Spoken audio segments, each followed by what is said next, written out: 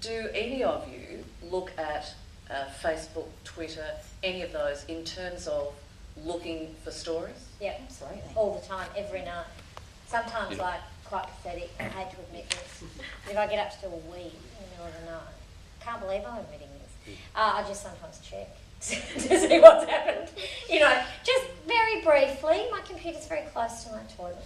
And I'll just have a bit of a look to see if anything's happened. Because I know, like, September the 11th, I mean, that was one of those moments where that social media could have been huge. Absolutely. I mean, that happened obviously overnight for us. And well, I remember I was on air at that time, and I got woken up by my program director, and I just had to sit and watch TV and watch the whole thing unfold so that I was ready to roll at 6 o'clock with as much information as I possibly had. Because again, people were waking up that day and turning straight into the radio, and we actually had to tell you what was happening. We had to paint the pictures.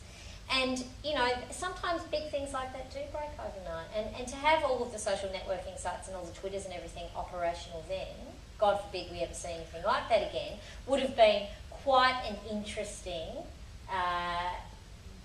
just a very interesting place to be, just to see all the various reporting. Just sorry, before I just throw it over. It raises an interesting question for me, because is there a point where there's too much?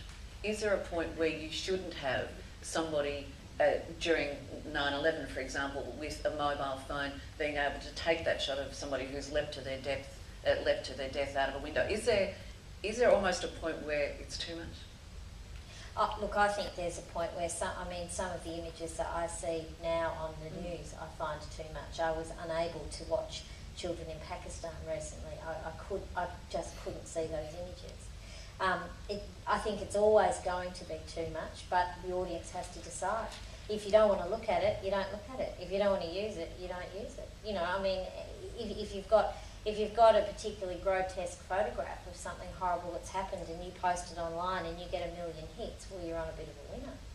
You know, so, and again, the advertiser, who's the one that's paying the bills, it's going, great, grotesque photo, I don't care. As Des said, it's not so much about the content, it's more about how many people are. It's about the business. Yeah. Can I just say on before about, it's not also about using the internet, or using the new media to actually find stories. It's not just about seeing the things that are happening, it's also about, like, the story about Family First